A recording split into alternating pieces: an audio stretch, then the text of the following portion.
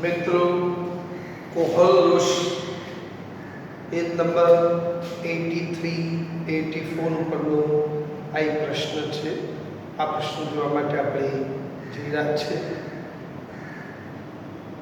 કોહલરોસનો આયનોના સ્વતંત્ર અભિગમનનો સિદ્ધાંત ઉદાહરણ આપી સમજાવો. 2 માર્ક્સનો પ્રશ્ન પૂછાય તો આપણે આ પ્રશ્નની એક થોડીક વાતો કરીએ. કોહલરોસનો આયનોના સ્વતંત્ર અભિગમન એટલે જવું, એનો સિદ્ધાંત ઉદાહરણ આપી સમજાવો. કોહલરોસ નામનો વૈજ્ઞાનિક હતો.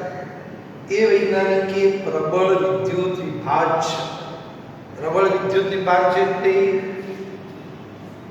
જે પદાર્થોને, જે વિદ્યુત વિભાજ્ય પદાર્થને પાણીમાં ઓગાળતો સંપૂર્ણ આયનીકરણ થાય, 100% આયનીકરણ થાય એવા વિદ્યુત વિભાજ્ય પદાર્થને પ્રબળ વિદ્યુત વિભાજ્ય પદાર્થ કહેવાય, જે વિદ્યુતનો સુવાહક હોય છે. પ્રબળ વિદ્યુત વિભાજ્ય જેમાં આયનો સંપૂર્ણ હોય છે, એમાં અણુ હોતા નથી. પ્રબળ એસિડ, પ્રબળ બેઝ અને એમનો ક્ષાર. પ્રબળ acid hydrochloric, sulphuric, nitric, phosphoric, perchloric, આ બધા પ્રબળ એસિડ. પ્રબળ base NaOH, KOH, magnesium hydroxide, calcium hydroxide, આ બધા પ્રબળ બેઝ. અને એમના ક્ષારો એટલે NaCl, KCl, K2SO4, KNO3, K3PO4, આ બધા પ્રબળ વિદ્યુત વિભાજ્ય પદાર્થો, જેમનો અભ્યાસ કોહલરોસ નામના વૈજ્ઞાનિકે કર્યો. અને આ પ્રબળ વિદ્યુત વિભાજ્ય સીમિત મોલર વાહકતા, સીમિત મોલર વાહકતા, અનંત બંદરે મોલર વાહકતા, શૂન્ય સાંદ્રતાએ મળેલું મોલર વાહકતાનું મૂલ્ય, જેને આપણે ગ્રીક લેમ્બડા m0 સંજ્ઞાથી દર્શાવીએ છીએ, એવા પ્રબળ વિદ્યુત વિભાજ્યના મૂલ્યોનો અભ્યાસ કર્યો. કોને અભ્યાસ કર્યો? કોહલરોસ નામના વૈજ્ઞાનિકે કર્યો. એમાં કેટલીક ખાસિયતો જોવા મળે. એ પ્રબળ વિદ્યુત વિભાજ્ય કોણ હતા? તો NaX અને KX. X એટલે કોણ? તો 17મા સમૂહના તત્વો. 17મા સમૂહના તત્વો એટલે હેલોજન તત્વો. આ હેલોજન તત્વો ક્લોરીન, ક્લોરીન, બ્રોમિન, આયોડિન, એસ્પેટિન. 17મા સમૂહ હેલોજન એટલે ક્ષાર ઉત્પન્ન કરતા સમૂહ. અને એ તત્વો chlorine, chlorine, bromine, iodine, astatine. Astatine radioactive તત્વ છે, એટલે એની વાત આપણે કરતા નથી. તો ક્લોરીન, બ્રોમિન, આયોડિન આ એક્સની જગ્યાએ આપણે લીધું છે. NaX, KX. NaX એટલે NaCl, NaBr, NaI. KX એટલે KCl, KBr, KI. જેવા પ્રબળ વિદ્યુત વિભાજ્યની અનંત મંદને મોલર વાહકતા, સીમિત મોલર વાહકતાના મૂલ્યો વચ્ચેનો તફાવત. એ બંને પ્રબળ વિદ્યુત વિભાજ્યના મૂલ્યો વચ્ચેનો સીમિત મોલર વાહકતાનો તફાવત લીધો તો એ તફાવત એક સરખો મળ્યો. તફાવત અચળ મળ્યો, એક સરખો મળ્યો. કોના કોના વચ્ચેની વાત છે? તો મિત્રો જુઓ, KCl, NaCl આ બંનેની સીમિત મોલર વાહકતા વચ્ચેનો તફાવત એ KCl ને NaCl પ્રબળ વિદ્યુત વિભાજ્ય છે. એમની સીમિત મોલર વાહકતા એટલે આવી સંજ્ઞા, એમની વચ્ચેનો તફાવત લીધો. આવું KBr, NaBr વચ્ચેનો તફાવત, આવું KI, NaI વચ્ચેનો તફાવત, સીમિત મોલર વાહકતાનો તફાવત લીધો. આ જે સંજ્ઞા છે એ એપ્રોક્સિમેટલી એટલે લગભગ, કેવું લગભગ, એ આશરે રાઉન્ડ અબાઉટ કેટલો માલુમ પડ્યો 23.4 સિમેન્સ સેન્ટીમીટર સ્ક્વેર પ્રતિ મોલ જેટલો માલુમ પડ્યો. મો સેન્ટીમીટર સ્ક્વેર પ્રતિ મોલ જેટલો માલુમ પડ્યો. કેટલો? 23.4. મિત્રો, જેની અંદર ઋણ આયન સમાન હતા, KCl NaCl, એમાં ઋણ આયન Cl સરખો છે. KBr NaBr, જેમાં ઋણ આયન Br સરખો છે.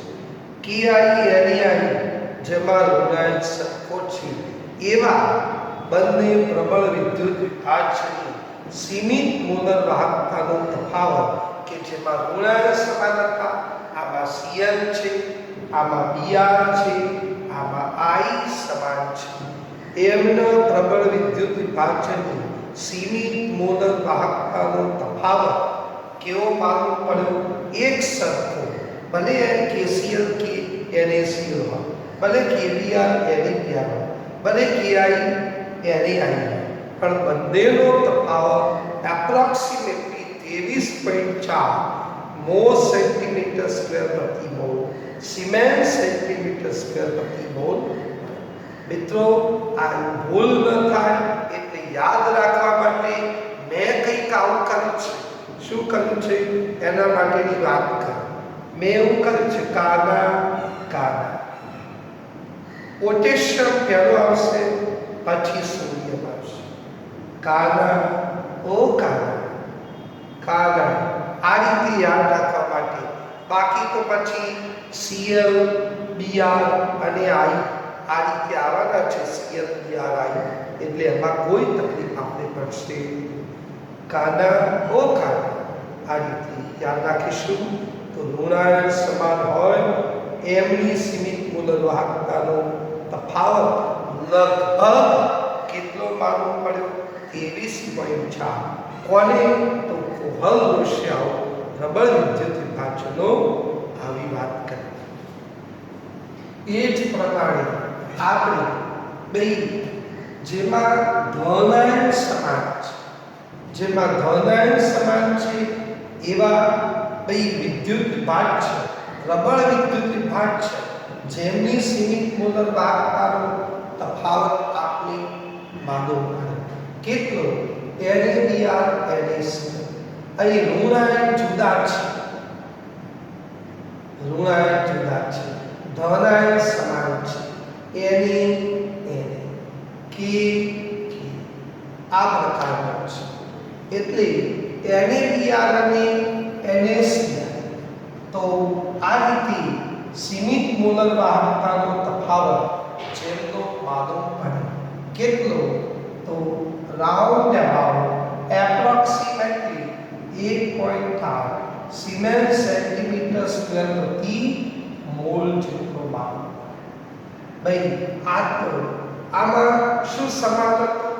NaBr NaCl માં ધન આયન સમાન હતું.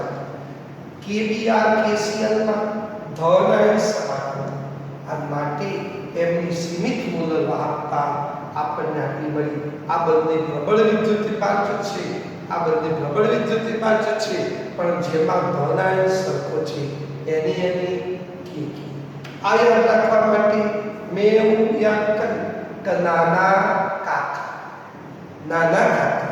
એટલે સોડિયમ વચ્ચેનો તફાવત, K વચ્ચેનો તફાવત, છેવટે Br માંથી Cl બાદ કરો, એપ્રોક્સિમેટલી 1.8 મળે. જો અહીં ઋણ આયન સમાન હોય તો સીમિત મોલર વાહકતાનો તફાવત 23.4 એપ્રોક્સિમેટલી મળે તો ગુજકેટ માટે અગત્યનું છે.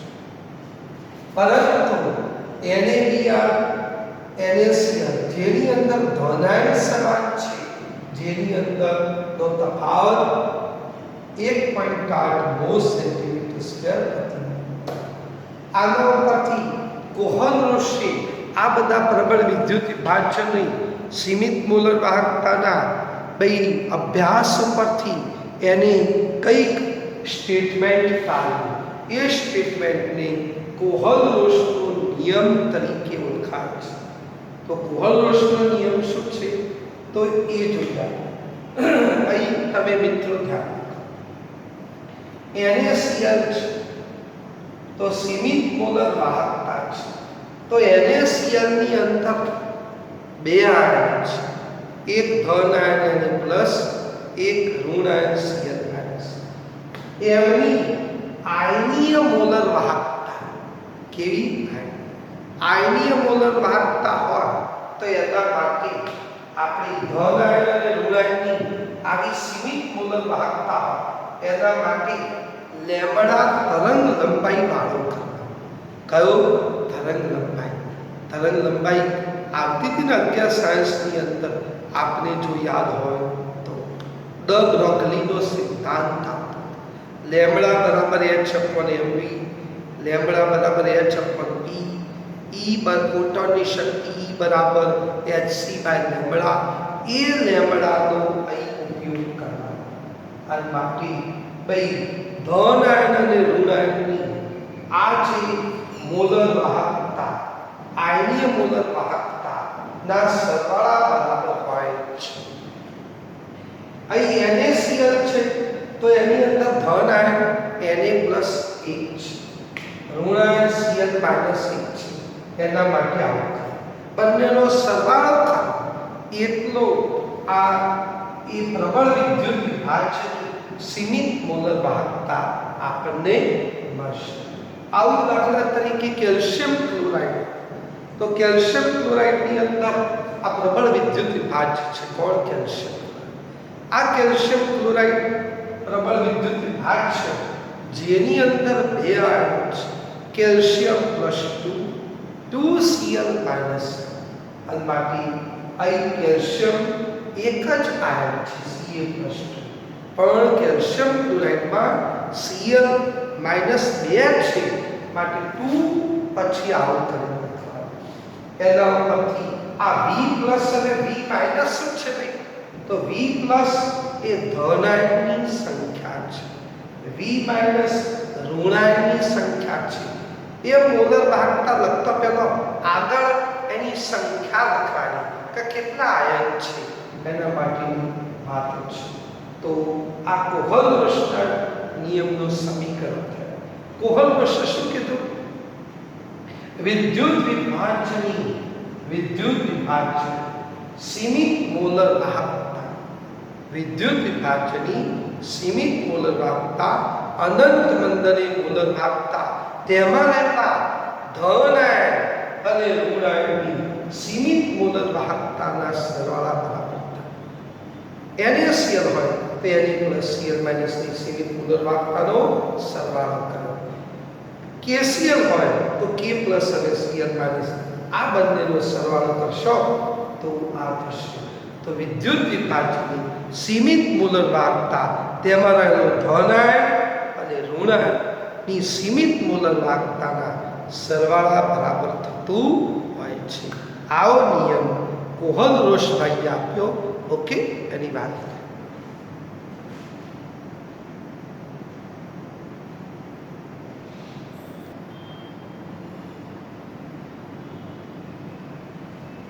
મિત્રો બે ઉદાહરણ આપણે લીધા.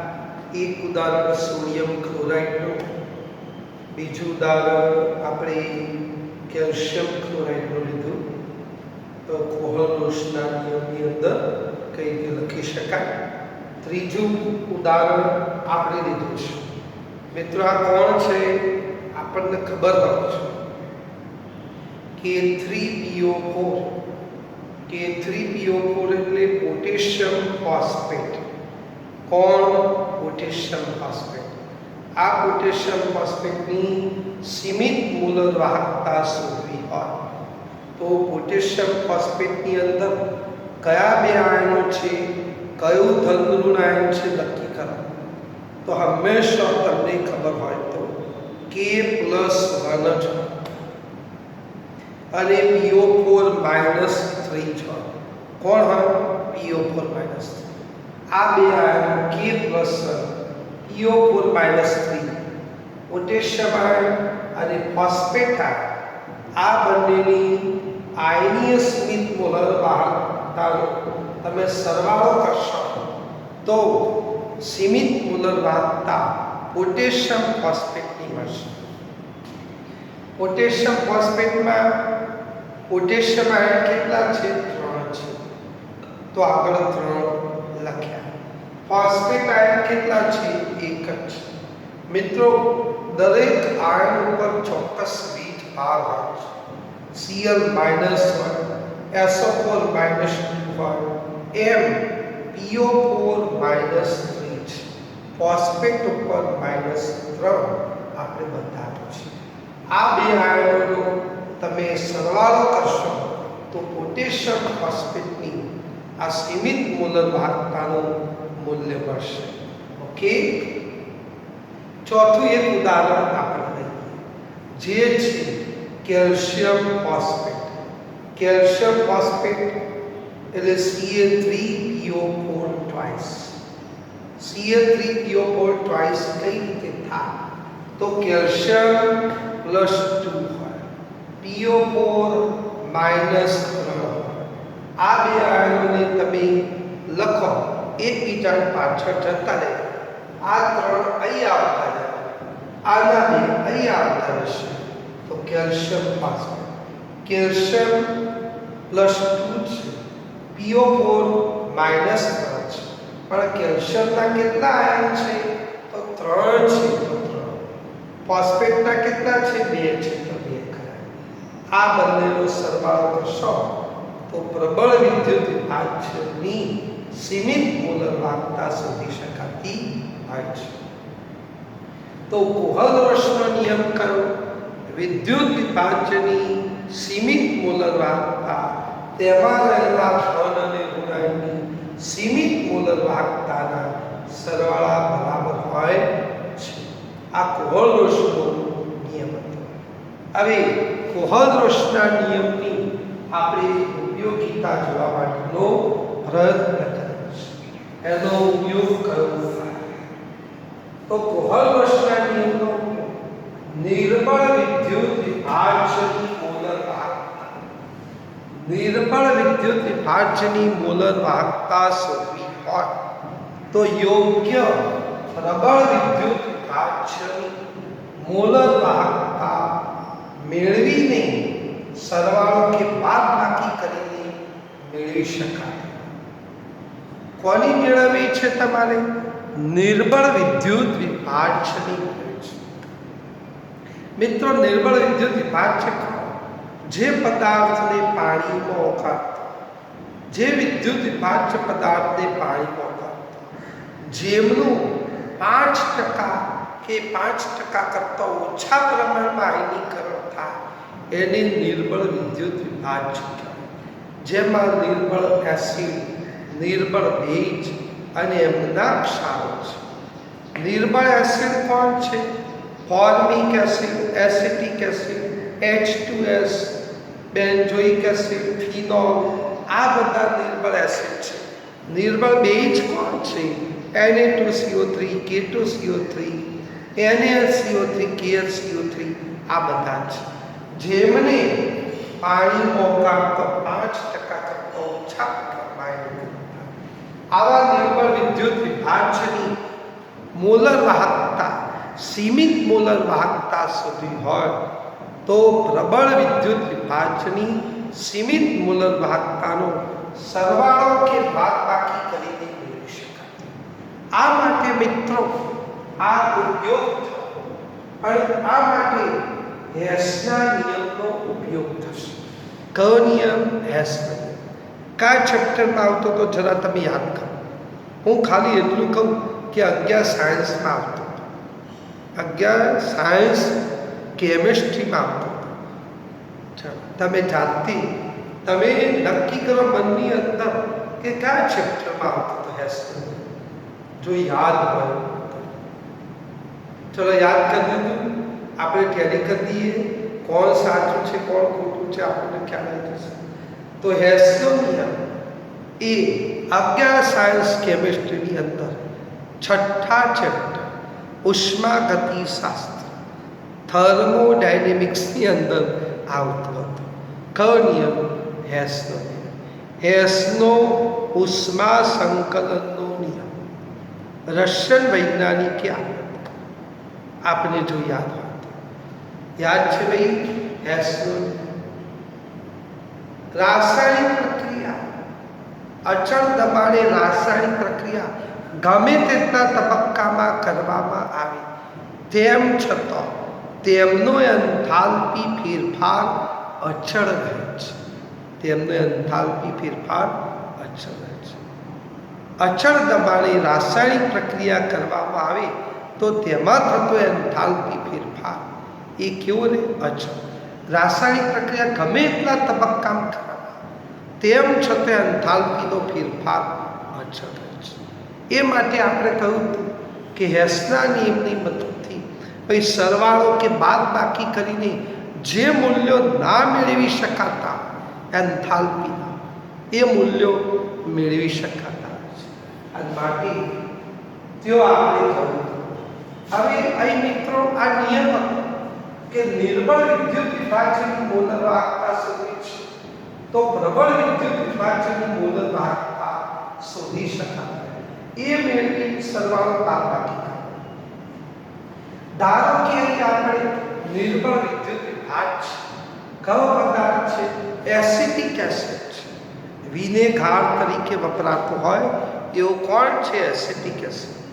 આ એસિટિક એસિડ નિર્બળ વિદ્યુત વિભાજ છે. એની મોલર વાહકતા શોધવી છે. એની સીમિત મોલર વાહકતા શોધવી છે. તો તમારે મિત્રો 3 પદાર્થોનો સહારો લેવો પડશે. 3 પદાર્થોનો ઉપયોગ કરવો પડશે. એક સોડિયમ એસિટેટ. સોડિયમ એસિટેટ એટલે CH3COON. આ CH3COON એ સોડિયમ એસિટેટ. એસિટિક એસિડ અને એનિઓજમાંથી બનેલો આ ક્ષાર છે. કોણ? Sodium acid. એની સીમિત મોલર વાહકતા અને હાઇડ્રોક્લોરિક એસિડ HCl પ્રબળ વિદ્યુત વિભાજ છે જેની સીમિત મોલર વાહકતા. અને ત્રીજું કોણ? રોક સોલ્ટ એટલે NaCl મીઠું. NaCl પ્રબળ વિદ્યુત વિભાજ છે જેની સીમિત મોલર વાહકતા નથી. એનો સરવાળો અને બાદબાકી કરી એટલે હેસના નિયમ અનુસાર સરવાળો બાદબાકી કરી અને નિર્બળ વિદ્યુત વિભાજ છે એસિટિક એસિડની સીમિત મોલર વાહકતા શોધી શકાતી હોય છે. એ માટે કોહલ-રોશના નિયમ અનુસાર હવે આપણે સોડિયમ આપણે એસિટિક એસિડની શોધવી છે નિર્બળ વિદ્યુત વિભાજ. તો કોહલ-રોશનો નિયમ શું હતો મિત્રો? ભૂલી જ ગયા? કોહલ-રોશનો નિયમ આપને યાદ આવવો છે.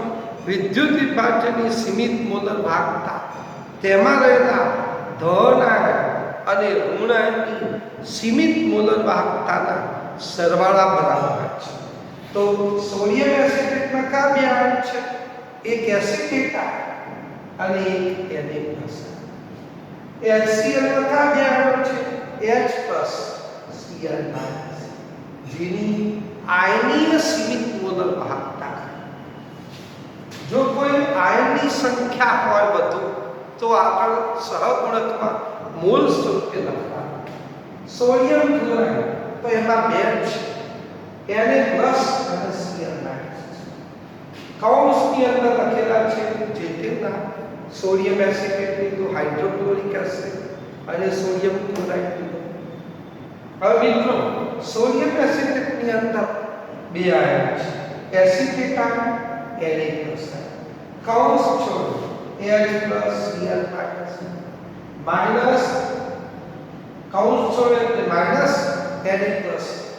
Na+ -Cl- આવકા. સમાન આયનો ઉડી જશે. Na+ પ્લસ છે આ માઇનસ જશે, Cl- જશે. છેવટે નિર્બળ વિદ્યુત વિભાજ છે એસિટિક એસિડની સીમિત મોલર વાહકતા આપણને મળે. કઈ રીતે? તો નિર્બળ વિદ્યુત વિભાજ્યની સીમિત મોલર વાહકતા સુધી હોય તો યોગ્ય પ્રબળ વિદ્યુત વિભાજન તમારે શોધવાનું. ઓકે, આ રીતે આનો સરવાળો કરો તો આની શોધી શકાય. તમે ઘરેથી આવું સેમ ફોર્મિક એસિડ માટે તમે મેળવજો. કોના માટે? Formic acid. આ ફોર્મિક એસિડ માટે આ વસ્તુ હેસનો નિયમ તમે और ફોર્મિક એસિડ માટે જાતે તમે પ્રયત્ન કરો. Okay, you can do. Okay, હા,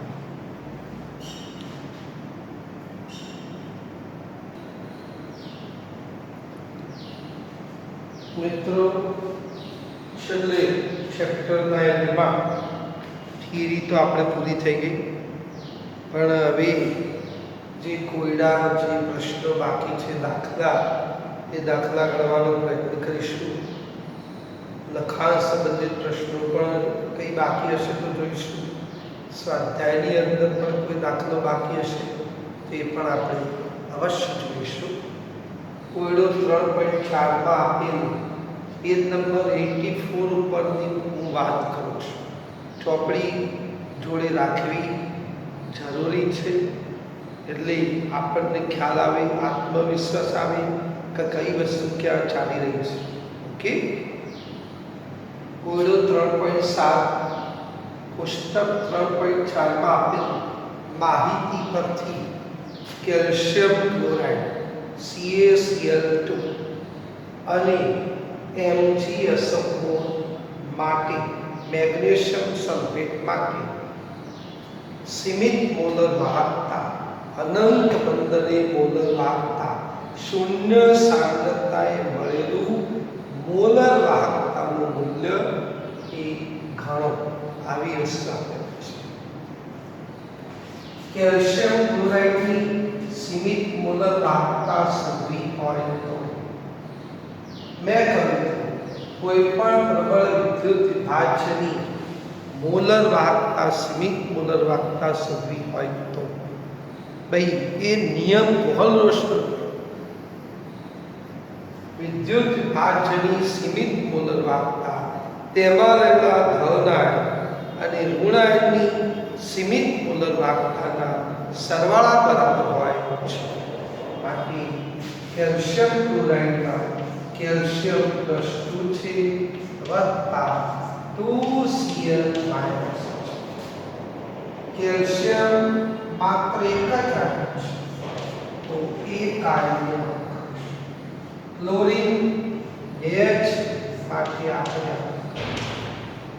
આ બંનેનો તમે સરવાળો તો પ્રબળ વિદ્યુત વિભાજ્યની સીમિત મોલર વાહકતા તમને કેલ્શિયમ આયન કોષ્ટકની અંદર એ આપણે માહિતી મેળવવાની છે. આવું બોર્ડની અંદર કૌંસમાં આપેલા આ બંનેની આપેલી હોય આયનીય સીમિત મોલર વાહકતા. કેલ્શિયમ આયનની કેટલી છે? તો મિત્રો કેલ્શિયમ આયન માટે 119 છે.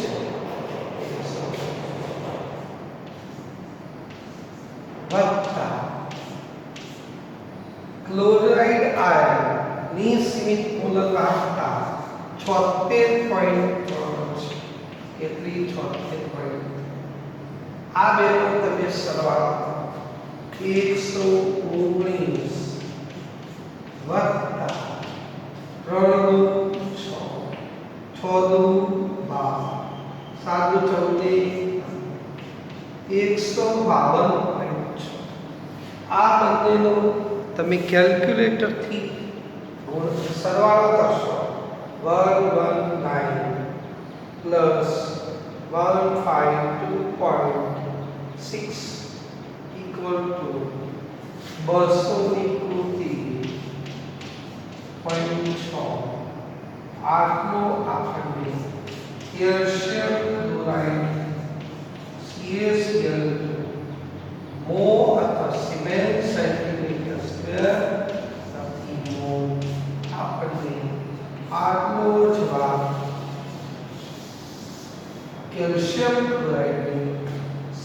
સીમિત મૂલકવાહકતા કોઈ પણ વિદ્યુત ભાજ્ય પદાર્થની સીમિત મૂલકવાહકતા તેમાં રહેલા ધનાયન અને ઋણાયનની સીમિત મૂલકવાહકતાના સરવાળા બરાબર હોય છે. મેગ્નેશિયમ સલ્ફેટ માટે તો Mg+2 વત્તા SO4 માઈનસ Mg+2 મેગ્નેશિયમ સલ્ફેટમાં આવે છે અને SO4 માઈનસ તો આ પ્રકારની વસ્તુ છે. બરોબર. અહીં મેગ્નેશિયમ +2 SO4 માઈનસ મેગ્નેશિયમ સલ્ફેટમાં આવા બે આયનો છે Mg+2 SO4 માઈનસ. આ બંનેમાં કોષ્ટકમાંથી આપણે જોઈએ મેગ્નેશિયમના 106 છે અને SO4 ના 160 છે. 106 વત્તા 160. અહીં આપણે કાઉન્સ કરવાની જરૂર નથી કારણ કે Mg+2 એક છે SO4 -2 પણ એક છે. ઓકે, બંનેનો સરવાળો કરો તો 1 2 6 6 આપણી અહીં મેગ્નેશિયમ સલ્ફેટની સિમેન્સ સેન્ટીમીટર સ્ક્વેર પ્રતિ મોલ આપણને કોણ મેગ્નેશિયમ સલ્ફેટની એ સીમિત મોલર વાહકતાનું મૂલ્ય આપણને મળે. ઓકે, હા.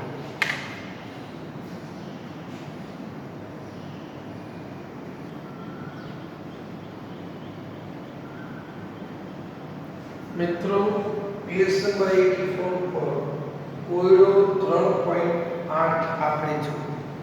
કોયડો 3.8 સોડિયમ ક્લોરાઇડ હાઇડ્રોક્લોરિક એસિડ અને NaAC આપણા મનની અંદર હશે કે આ એસી ક્યાંથી આવે અને AAC ની આપણે વાત કરીએ. આનું નામ સોડિયમ એસિટેટ. કોણ? સોડિયમ એસિટેટ ના સીમિત મોલર વાહકતાના મૂલ્યો પરથી મિત્રો આ ત્રણે ત્રણ પ્રબળ વિદ્યુત વિભાગ છે. આના મૂલ્યો આપેલા છે કે સોડિયમ ક્લોરાઇડનું 126.4 છે, હાઇડ્રોક્લોરિકનું 425.9 છે અને સોડિયમ એસિટેટનું આપણને 91 આપેલું છે. આ સીમિત મોલર વાહકતા સિમેન્સ સેન્ટીમીટર સ્ક્વેર પ્રતિ મોલ આપેલા છે. તો HAC એટલે એસિટિક એસિડ ની તમારે સીમિત મોલર વાહકતા શોધવાની છે. મિત્રો HAC એસિટિક એસિડ. કોણ? Acetic acid. આ છે એસિટિક એસિડ અને શોર્ટમાં એ HAC લખાય છે. સોડિયમ એસિટેટ એટલે CH3COO. Sodium acetate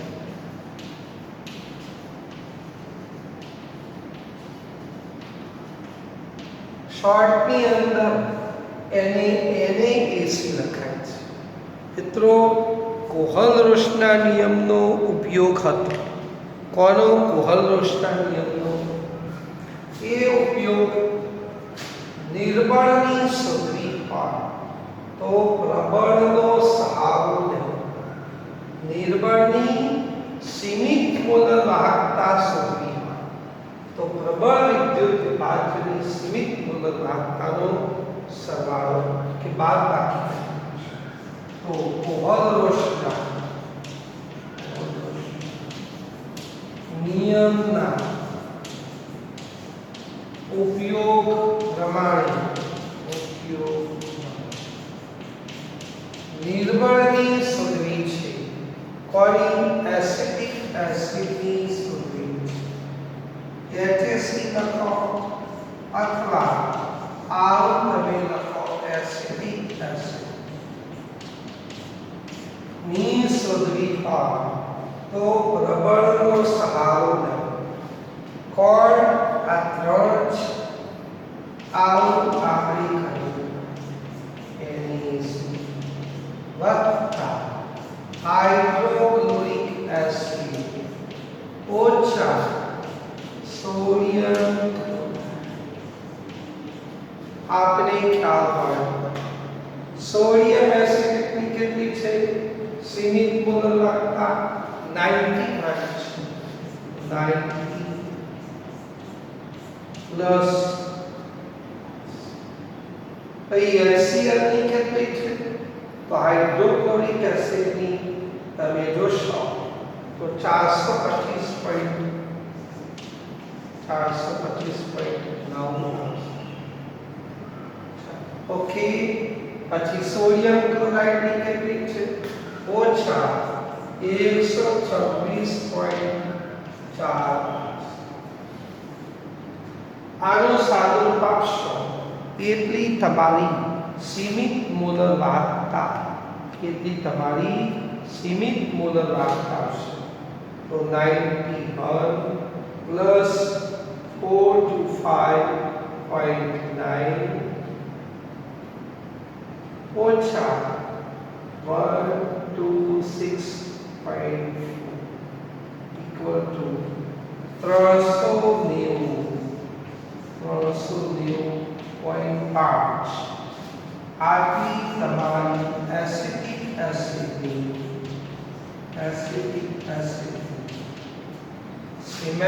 centimetre square પ્રતિ મોલ.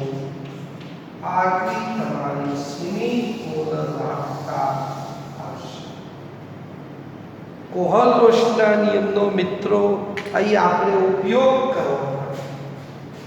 નિર્બળની શોધવી હોય તો પ્રબળ વિદ્યુત વિભાજન સીમિત મોલર વાહકતાઓ સરવાળો કે બાદબાકી કરી મેળવી શકાય. આ કોહલ-રોશના નિયમની ઉપયોગિતા એ માટે હેસના નિયમનો ઉપયોગ કરો. કયા નિયમનો? હેસના. ઓકે. તો હવે નેક્સ્ટ